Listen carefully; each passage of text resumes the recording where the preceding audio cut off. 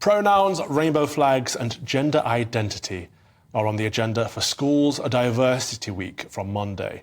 Around 6,000 schools across the UK have signed up for the event run by the LGBT plus charity Just Like Us to educate Key Stage 2 children as young as 7, reportedly encouraging them to wave rainbow flags and don pronoun badges proclaiming whether they identify as male, female or non-binary.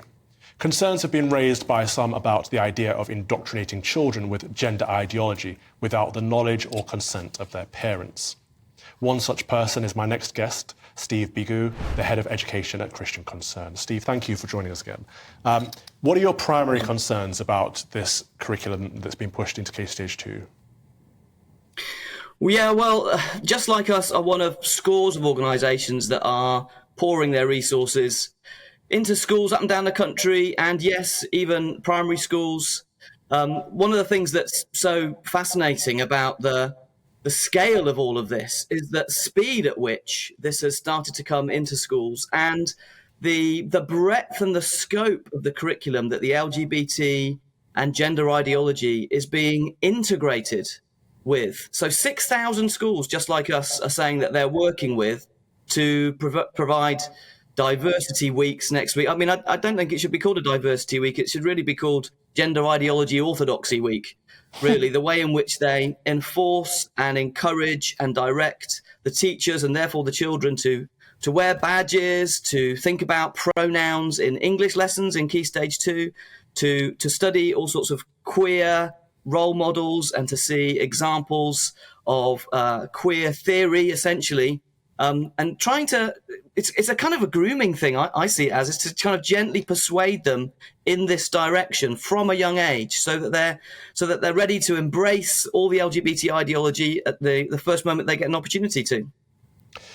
Well, I've had a look at this curriculum and they've managed to squeeze the LGBTQ plus stuff into every subject. So I used to teach computer science. I had a look at the computer science stuff. I'm like, how on earth are they going to teach about LGBTQ plus in computing, where we're teaching programs and algorithms? But they found a way, and it's in everything. Steve, my concern is that in subjects like RE, they're teaching lessons on gay Muslims, bisexual Jews, and non-binary lesbian Christians, all of which are what those faiths would call abhorrent or against the order of God, but they're teaching them as if they're orthodoxy within those faiths. Now, that's manipulating faith, is it not?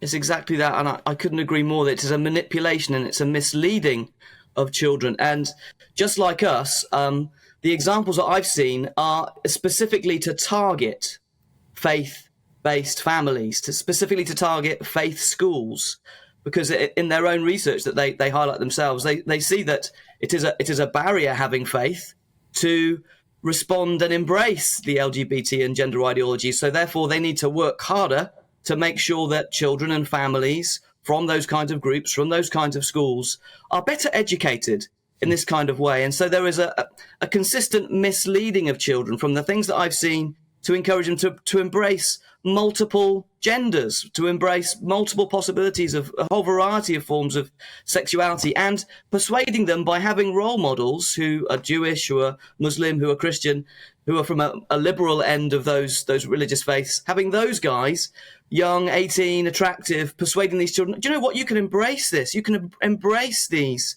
ideas, you can embrace the possibility that you might have been born in the wrong body. And Just Like Us will be signposting children and young people to those religious organisations, which most of those organisations are very much at a certain end of the spectrum, not aligning with the traditional beliefs that Christians would have, Muslims would have, Jews would have, those from a traditional Abrahamic faith that says that God creates people male and female and that heterosexual marriage is the way in which sexual expression should happen.